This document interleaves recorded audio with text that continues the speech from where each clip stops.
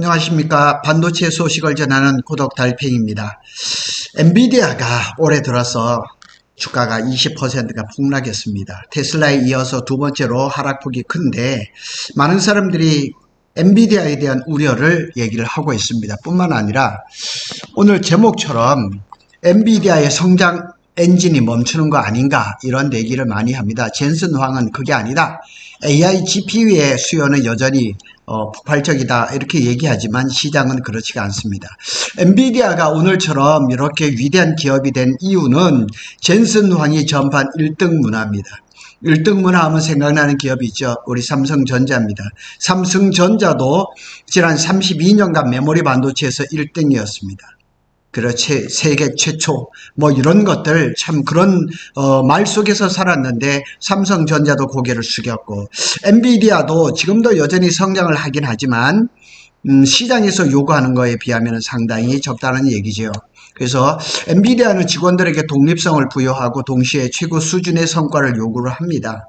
제가 전에도 한번 말씀드렸지만 엔비디아의 직원들이 초기에 들어온 직원들은 뭐 성과급이라든가 이런 것 때문에 뭐 수십억 뭐 부자가 된 사람들 수도 없이 많고 일찍 퇴근하라 해도 잘 안 합니다. 그냥 끝까지 남아서 일을 하고 이러거든요.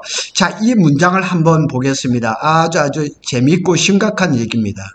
젠슨 황이 이 사업을 할 때 컴퓨터 잡지에 처음으로 2위를 했을 때 젠슨 황이 이렇게 얘기했습니다. 2등은 첫 번째 패배다. 첫 번째 패배자라고 이렇게 얘기를 했습니다.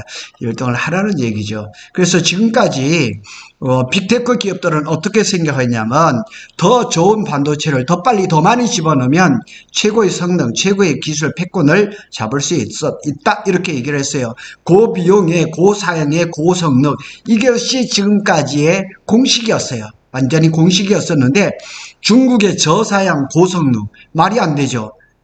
고비용 고사양이 돼야 되는데 저사양 고성능에 딥시크가 등장을 하면서 엔비디아는 주가가 20%가 빠지면서 과연 엔비디아의 이 비싼 GPU를 써야 될까? 아니면은 중국의 개인정보라든가 이런 거에 대한 취약한 점이 있겠지만은 딥시크를 이용해서 좀 더 저비용이고 고성능 아니면 저비용이면서 나한테 맞는 그런 AI 그 가속기를 가질 수 있지 않을까 이렇게 생각하는 경우가 많습니다. 그래서 엔비디아의 주가가 브레이크가 걸린 것은 사실입니다. 올해 20%가 떨어졌습니다. 그리고 M7 중에서 30%가 폭락한 테슬라 그 다음입니다. 테슬라는 뭐 일론 머스크가 트럼프 정부하고 너무 짝짝꿍이 되면서 그런 것이 아닌가 그런 염려도 한번 찾아볼 수가 있고 그 다음에 GTC 그러니까 GPU 테크놀로지 컨퍼런스 여기 GPU 이제 개발자 컨퍼런스에서도 별로 열기가 없었어요. 작년같이 않았어요. 그래서 GTC가 열리고 끝나면 뭐 사람들이 열광하고 이러는데 그런 것들이 별로 없어요. 그리고 GTC에서 젠슨황이 수요 둔화 움직임은 보이지 않는다 하지만 주식시장에서 반응은 다르단 말이에요. 이게 엔비디아의 주가예요. 여기 보면 올해 1월 6일 날 최고 주당 152달러였는데 3월 26일에는 113.76달러 20%가 하락한 거예요. 뭐 기업이라는 거는 주가로 얘기를 하는 거죠. 그래서 인공지능 AI 시대에서 엔비디아의 독보적인 지위가 흔들릴 것은 분명한 것 같아요. 얼만큼 차이가 있을 수가 있죠. 그리고 하반기 되면 브로드컴이 에이직 고객 맞춤형 반도체를 또 쏟아낼 거란 말이에요. 거기다 뭐 구글, 마이크로소프트, 아마존 웹 서비스 이런 데서 자기만의 그 AI GPU를 만들어내고 있기 때문에 참 이 엔비디아가 독보적인 지위를 계속 누려간다는 건 상당히 어렵다는 그런 얘기입니다.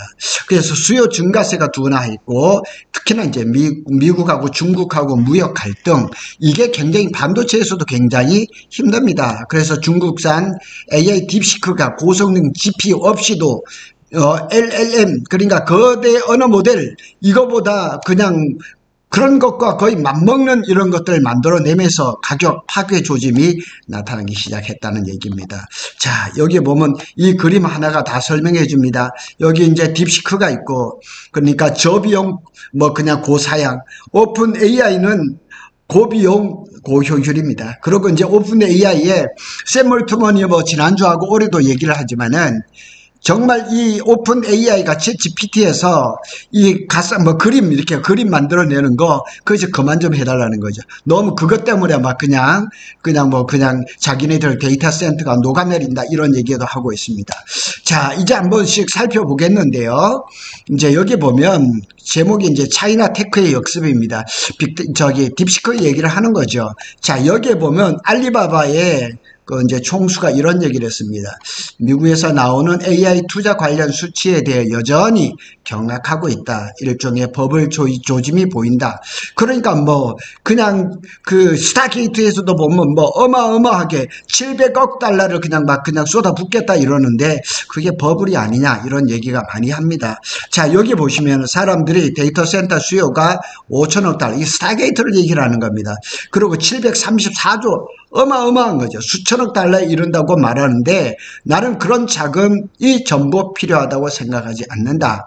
그러니까 지금은 어떻게 그 오픈 AI라든가 그 다음에 엔비디아에서 일방적으로 얘기하는 그런 뭐 그냥 고성능의 그런 AI 그 GPU가 아니라 각 회사에 맞는 자기만에 맞는 그런 그 AI GPU를 원하기 때문에 과연 이렇게 수천억 달러 들어가는 그거는 아닌 거 아니냐 이런 얘기를 많이 하고 있습니다. 그래서 최근에 들어서 마이크로소프트가 미국의 데이터 센터 임대를 취소를 했습니다. 여기 한번 보실까요? 블로터에 나온 건데 마이크로소프트가 미국과 유럽 데이터 센터 임대 추가로 취소했습니다. 과잉 투자 논란이 벌어지고 있는 겁니다. 이런 일이 이제 시작이라서 이 중국의 딥시크 쇼크가 상당히 뭐 긍정적으로 해석하는 것도 많지만은 상당한 영향을 끼쳤다는 것은 당연한 일입니다. 미국의 AI 투자 버블을 경고를 했습니다. 알리바바 역시 3년간 클라우드 AI 인프라에 3,800억 위안 76조 원 이상을 투자할 것이라 그랬는데 이 알리바바 그룹의 이제 계열사의 엔트그룹이 중국산 반도체 그러니까 딥시크와 유사한 그런 GPU를 가지고 AI 훈련 모델 들어갔다는 얘기입니다.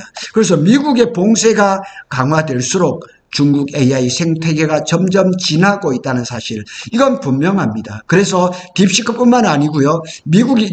중국에서는 뭐 그냥 지금 ASML에서 만드는 그런 EUV도 자기 나름대로 만들어서 내놓고 막 이러거든요.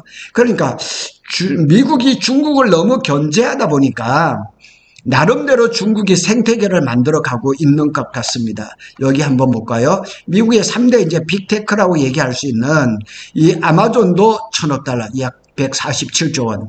알파벳, 구글의 모회사죠? 약 110조 원.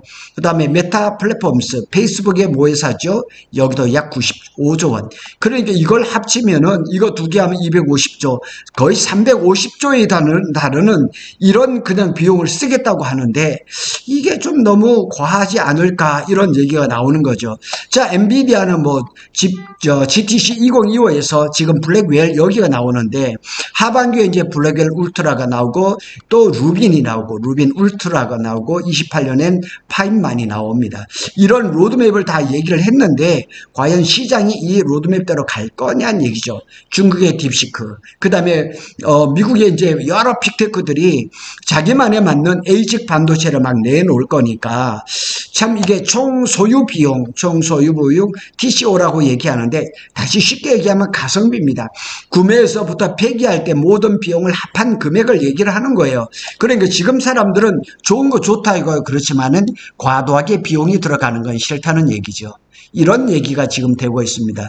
중국의 저성능 칩 규제, 미국에서 지금 중국에다 허용한 H20을 또 규제를 하려고 하고 있어요. 그런데 엔비디아가 지난해 중국에서 171억 달러 약 25조 원의 돈을 벌어들였어요. 그래서 엔비디아의 해외 매출 중에서 13%입니다. 제가 전에 한번 17%라 그랬는데 조금 잘 기억을 못한 것 같아요. 하여튼 엔비디아의 전체 매출 중에서 중국이 13%인 거예요. 그리고 여기 미국이 47 절대적이죠. 그리고 이제 대만에서 많이 나오고요. 그 다음에 싱가포르에서 많이 나옵니다. 그리고 기타 이렇게 나오죠. 그러니까 엔비디아 입장에서 중국이라는 시장을 놓칠 수가 없는 거죠. 마찬가지입니다. 우리 삼성전자도 작년인가요? 중국의 반도체 수출이 가장 많았었습니다. 그 다음에 미국이었습니다. 그런데 이 삼성 입장에서도 중국 시장을 결단코 놓칠 수가 없고, 지난주에는 이재용 회장이 중국에서 상당히 그냥 아주 잠행을 하면서 뭐 화웨이라든가 비아디라든가 마지막에는 시진핑 회장을 주석을 만나고 왔죠. 그래서 파이낸셜 타임스는 중국 정부가 엔비디아 AI 칩 H20을 겨냥을 해서 친환경 규제를 마련했다고 보도를 했습니다. 이게 무슨 얘기냐면 H20이 전기를 많이 먹어요. 이게 H20이거든요. 그런데 친환경 규제, 전기를 덜 먹는 그런 걸 만들어란 얘기죠. 제가 지난주에 말씀드린 오피셜은 아니지만은 엔비디아가 SK 하이닉스한테 HBM3E를 더 공급을 요청을 했는데 그것이 어디에 쓰냐? H20E입니다. 알파벳 E입니다. 그러니까 조금 더 저전력이면서 성능이 좋은 H20E를 또 만들어낼 가능성도 한번 지켜볼 필요가 있습니다. H20은 우리가 잘 아는 대로 중국 수출용 AI GPU입니다. 저성능 칩입니다. 그래서 이게 뭐 H100이나 200보다는 떨어지지만은 H20과 H800을 확보를 해가지고 중국에서는 뭐 텐센트라든가 알리바바라든가 중국 내에 있는 빅테크 기업들이죠. 여기에서 에너지 효율이 높은 어떤 그런 것을 만들려는 노력을 하고 있다는 사실이죠. 트럼프는 중국을 규제하고 중국은 H20에 그런 것도 규제하는, 하여튼 이상한 일들이 이렇게 막 벌어지고 있다는 사실입니다. 그 다음에 많은 사람들이 걱정을 하고 있습니다. AI 그 생태계가 성장세가 좀 둔화하는 것은 아닌가, 이런 얘기를 상당히 많이 합니다. 여기 한번 보시겠습니다. 엔비디아의 그 매출 증가세를 한번 살펴보면 엔비디아는 지난해 22년도 4분기에 78% 성장했습니다. 그런데 이게 7개 분기 중에서 가장 성장률이 낮았다는 거죠. 성장률이 낮았다는 거예요. 성장률. 그 남은 그 영업이익은 굉장히 많아요. 자, 24년 1분기 1년 전이죠. 262%. 그 다음에 2분기에는 122% 절반 이상 떨어졌죠. 그 다음에 3분기에는 94% 떨어졌죠. 그 다음에 4분기에는 78%죠. 그러니까 지금 엔비디아의 이 지금 성장률은 완전히 그냥 내리막 꼬꾸라진 거예요. 그래, 이런 걸 보고 주식시장은 이걸 보고 반응을 하는 거죠. 항상 시장은 이렇게 우상향하기를 바라는데 지금 엔비디아는 거꾸로 지금 역성장을 하고 있거든요. 그래서 이걸 보면서 AI 그 시장이 조금 둔화하는 것은 아닌가 이렇게 얘기를 하고 있는 겁니다. 하여튼 이 주식시장이라든가 이런 금융시장은 미래를 보고 지금 전망하는 것이 대부분입니다. 그래서 여기도 보면 비즈니스 포스트라든가 여러 군데 보면 엔비디아의 상반기 AI 칩 성장세가 둔화될 전망이다. 자, 이렇게 됐을 때 SK 하이닉스는 큰 걱정이 없어요. 왜냐하면 올해는 완판이 됐고 올해 상반기 중으로 내년 것까지 완판될 가능성이 높아요.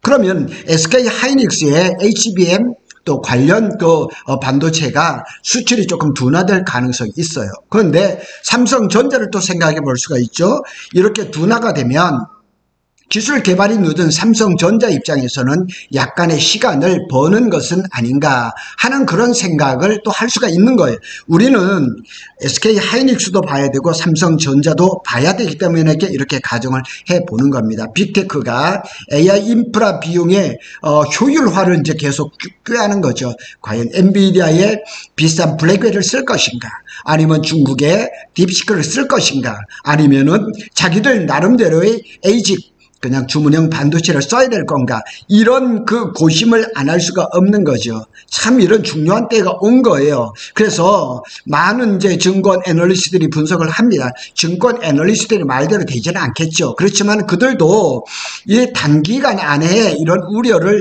해소하기는 어렵지 않겠느냐 이렇게 얘기를 합니다. 그래서 AI 수요 사이클이 중장기적으로는 지속될 것으로 보이지만 고가 칩인 블랙웰 양산으로 인해서 수익성이 하락하고 미국 클라우드 공급자의 AI 시설 투자 조정 가능성 마이크로소프트가 벌써 임대하기로 한 거를 벌써 취소를 했단 말이에요. 근데 2년간 비용이 상당히 많이 졌는데 당분간 AI에 대한 보수적인 접근, 지금 엔비디아에다 주식 투자하신 분들 손해 많이 봤잖아요.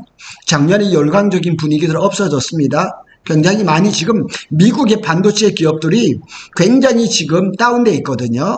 그리고 마찬가지로 지금 삼성전자는 상당히 많이 회복이 돼서, 그렇지만 또 오늘 보면 6만전자에서 또 내려왔거든요.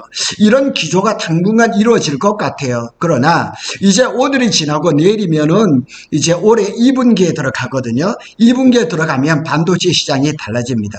이 전통적인 메모리 시장이라든가 낸드라든가 이런 것들이 전부 다 하락을 멈추고 지금 상승 곡선을 긋고 있습니다. 뿐만 아니라 HBM도 이제 좀 그 시장이 좀 더 좋아지지 않을까, 이런 그 전망을 할 수가 있습니다. 하여튼 이 반도체 시장이 굉장히 춤을 추고 있습니다. 하여튼 이 고독 달팽이는 삼성전자와 SK 하이닉스의 반도체 소식을 빠르게 전해드리도록 하겠습니다. 감사합니다.